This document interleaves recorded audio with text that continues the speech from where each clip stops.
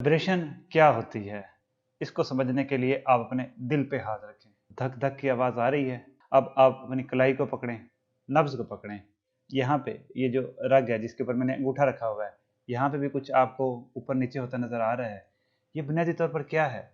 ये आपके दिल की धड़कन है। दिल की धड़कन आपकी एक वाइब्रेशन ही है। ये क्या है कि आपका दिल मुस्तकिल तौर पर सिकुड़ भी रहा है और फैल भी रहा है, सिकुड़ भी रहा है, फैल भी रहा है और ब्लड को पंप कर रहा है। यही तो वाइब्रेशन है। ये एक और मिसाल आपके सामने रखता हूँ। गिटार तो आपने देखा होगा।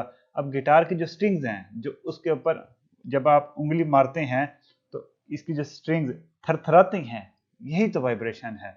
ये जो झूला है, ये जो इधर उधर मूव कर रहा है एक ही पोजीशन के इर्द गिर्द, कभी आगे जाता है, कभी पीछे जाता है, कभी आगे जाता है, कभी पीछे जाता है। तो इसी चीज को ही वाइब्रेशन कहते हैं। बिल्कुल इसी तरह जब आप किसी पुल के नीचे खड़े होते हैं तो जब गाड़ी चलती है तो आपको एक थरथराहट सी महसूस होती है, वाइब्रेशन सी महसूस होती है। तो दुनिया की हर चीज वाइब्रेट करती है। इवन जो आप बोलते हैं ये भी वाइब्रेशन की वजह से ही बोलते हैं। जो आप सुन पा रहे हैं ये भी वाइब्रेशन की वजह से ही सुन पा रहे हैं। तो वाइब्रेशन को अगर मैं डिफाइन करना चाहूँ तो to and fro motion of a body about its mean position.